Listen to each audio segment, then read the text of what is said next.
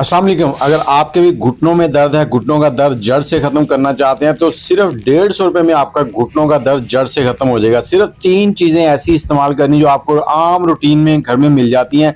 ये आपके सामने आक का पौधा है, इसको आक्सिन भी कहते हैं, पंजाबी में आकड़ा भी कहते हैं। इसके ये जो फूल हैं, आजकल फूलों का मौसम है तो ये आपने तोड़ लेने हैं। आपने कितने लेने हैं?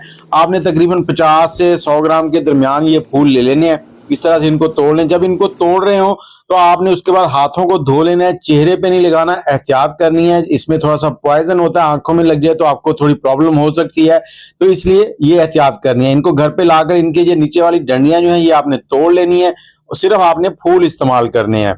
और इसके साथ ही आप हमारे चैनल को सब्सक्राइब कर लें, बेल का आइकन दबा दें और कमेंट में अपनी राय भी दें। और अब आपने लेना है सरसों का तेल। ये 150 रुपए का सरसों का तेल है। इसे पैन में डालकर चूल्हे पे रख देंगे और इसको गर्म कर लेना है। और साथ ही हमने लिया है 50 रुपए का अदरक। अदरक आपको घर के फ्रिज से मिल जाएगा और हर घर में अदरक जो होता है वो आम रूटीन में होता है। तो अदरक जो है ना, ये हमारी जो बंद नसें होती हैं उनको खोलता है। आपके घुटनों का अगर रोगन खत्म हो गया तो वो इस रेमेडी से ठीक हो जाएगा। आपके घुटनों में दर्द रहता है और कैसे आपने इसको इस्तेमाल करना है वो भी आपको बताते हैं।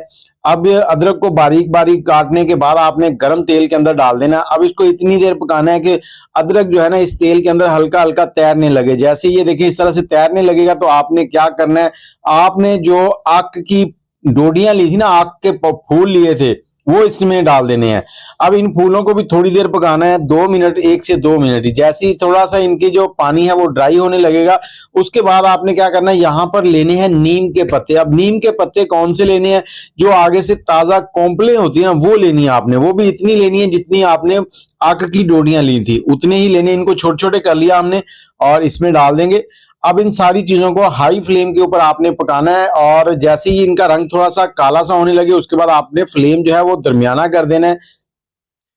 और इसके साथ ही अगर आप सर्दियों की सौगात अलसी की पिनियां खाना चाहते हैं तो हमसे आप मंगवा सकते हैं। बनी बनाई अलसी की पिनियां देसी घी में, बहुत ही लाजवाब और शानदार चीज है। पिछले साल हमारी ये बहुत से लोगों ने बड़ी पसंद की थी। नंबर स्क्रीन के ऊपर आ सकता है, आप ऑर्डर करना चाहते हैं तो इस पे व्हाट्सएप कर लें या कॉल कर लें। और साथ ही आपने ये जो तेल बन रहा है इसको बनाते बनाते आपने चम्मच हिलाते रहना है। इनको इतना पकाना है कि ये बिल्कुल काली हो जाएं।